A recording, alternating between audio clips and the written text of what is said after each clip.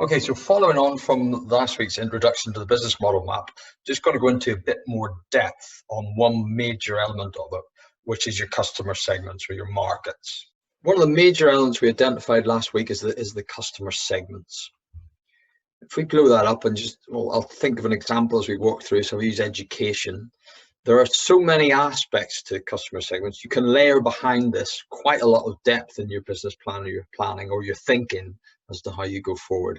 And there are lots of things to look at. I'll just touch on them. But the one I want to major on is the market attractiveness. Now, it all falls down if you don't get the segmentation right. So it's really important that you split it down to the right level. Lots of people give you advice on what the right level is, but it's what's right for you, what works for you. So you could split education by the funding route. You could then look within that at the different levels of education. Say you were majoring on secondary schools, within that, where in the country, what region, what size of school, is it metropolitan, is it rural, is there a framework that you're on, or you prefer to deal direct with particular local authorities, is it by gender, so many different things, and you can niche down to whatever level you want. Within that, you've got the decision-making unit. Do you understand that well? Who are they? What are the different personalities or different thinking of the guys that you want to work with? Because it will, even within your perfect niche, there are people you want to work with and will value your business and others that won't. So you need to identify what that is. The metrics of the market, things like the lifetime cost of the customer, the lifetime value of the customer, how you acquire them, how much that costs. Lots of different things that you can measure. So market attractiveness is really where you want to be looking now, because the dynamics of the market are changing. The big thing is, what is that target market size and what's your share of that? Is that changing? Is it shifting in any way? Looking at the trends in terms of growth, is it growing? Is it shrinking? Is that a temporary effect? What are the long-term trends in there?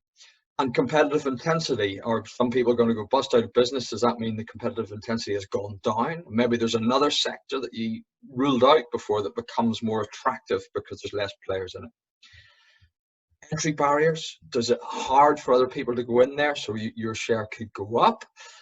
And gross margin, this is an area where a lot of people, they don't break down the market well enough and don't recognize that some areas are unprofitable and are being carried rather by other areas of your market. And if you were to eliminate those areas that cost you money by breaking it down right, then all of a sudden your profit can make a step change. Cash flow, always important. How well do the different niches tend to pay? And my personal favorite is headaches. At the end of the day, you're at work a long time, and if a particular sector is just traumatic and causes you pain all the way, if you can't get rid of that pain through your business model, then maybe it's not the right market for you. You can get quite technical and score these things. Where are you now? Where's the future? And you can even look at new markets, and they may have been unattractive before, and coming out of this, they are attractive now.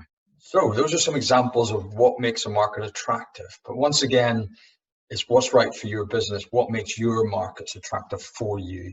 That might be 2 or 3 things. It could be a whole long scientific list. It's entirely at your discretion. So that concludes the customer segments piece. And if there's anything you want to chat about or consider about your own business, please do feel to get in touch, even in the context of the wider business model. The next challenge is getting your value proposition right. So making sure your products and services are tuned in to their specific customer niches and has their needs and wants changed in any way during this period.